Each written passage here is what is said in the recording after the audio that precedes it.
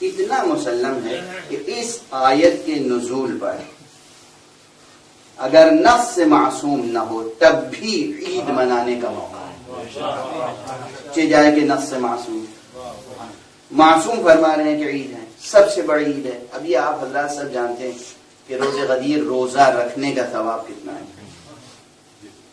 روزہ غدیر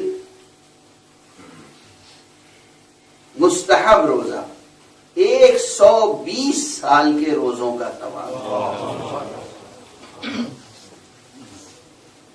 مستحب، واجب نہیں ہے، مستحب، مگر 120 سال کے روزوں کا ثواب ہے اس ایک۔ آگے بڑھنا، یہ جو معصومین کے ہاں کلمات آتے ہیں، توجہ رکھیے گا، یہ نقطہ شاید اس فقیر سے پہلے کسی سے نہ سنا ہو۔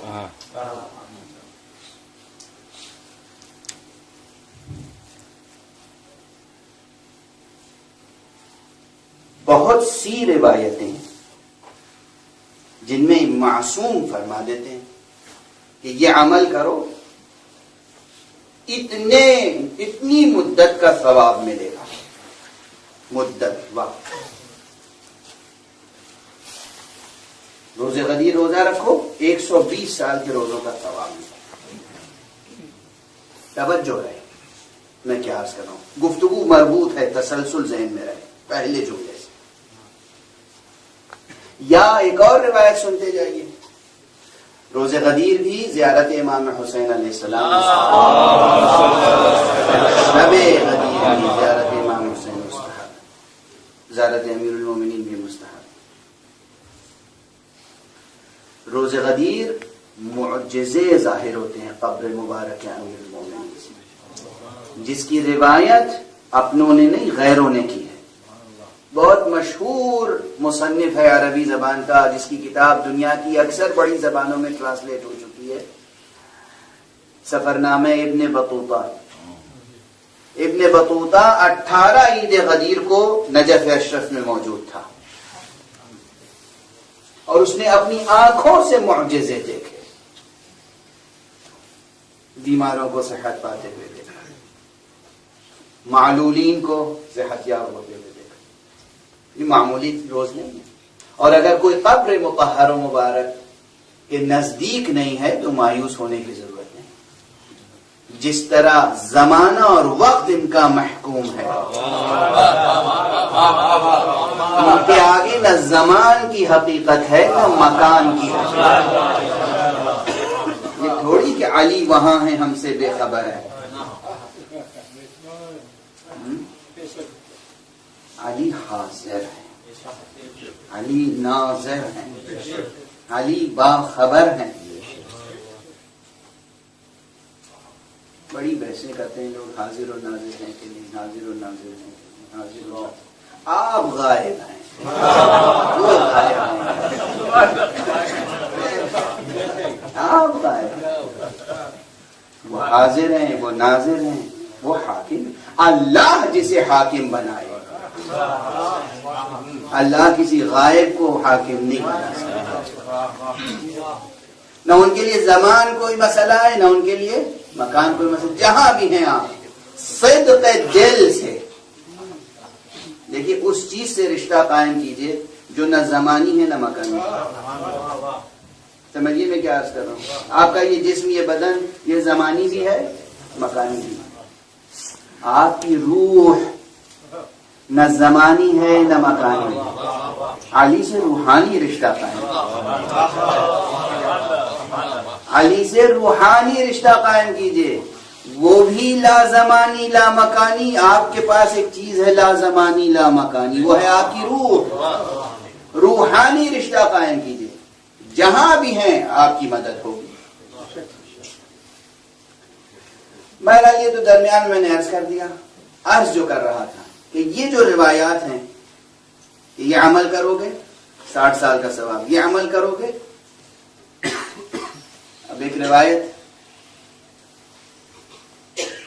ایک ام المؤمنین سے ہے، حضور بیٹھے ہوئے، امام حسین تشریف لے آئے،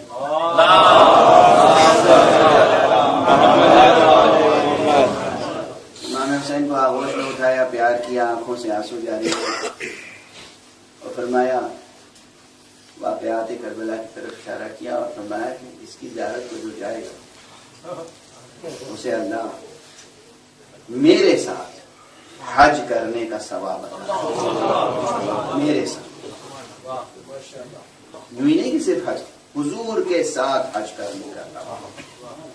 اب صرف میرے ساتھ کی تشریح کے لیے وقت نہیں ہے، رسول کے ساتھ حج کے معنی کیا ہے؟ رسول کے ساتھ حج کے معنی یہ نہیں کہ رسول کے کارواں میں ہو،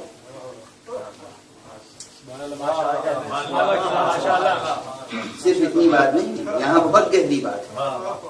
بہت سے لوگ رسول کے کارواں میں تھے، رسول کے ساتھ نہیں تھے کارواں میں، ساتھ نہیں تھے رسول۔ رسول فرمانے میرے ساتھ حج کرنے کا ثواب۔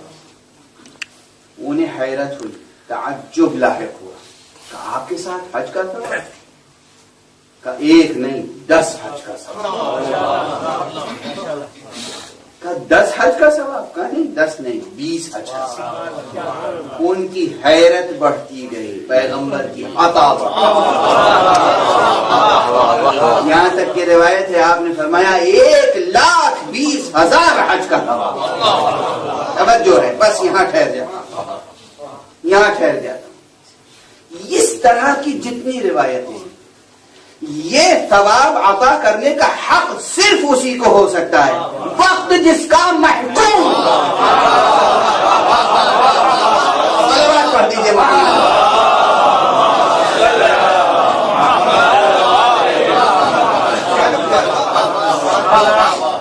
جو ہے محکومیت وقت کے معنی، بس میں تو لفظیں کہہ کے گزر جاتا ہوں اور بہت سی تفصیلات ذہن میں رہ جاتی ہیں۔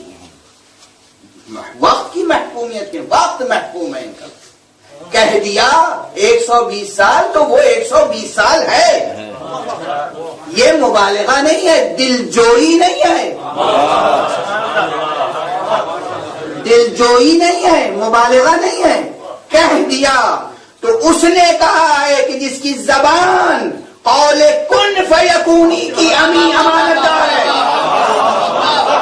اس نے کہا ہے جس کا ارادہ کن فیکونی ہے،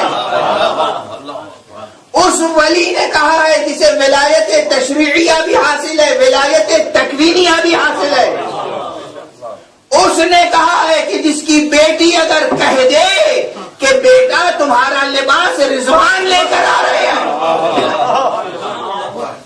تو رضوان لے کر آتا ہے، اگر وہ نبی کہہ دے کہ 120 سال کا ثواب ہے پھر 120 سال کا ثواب۔ توجہ ہے،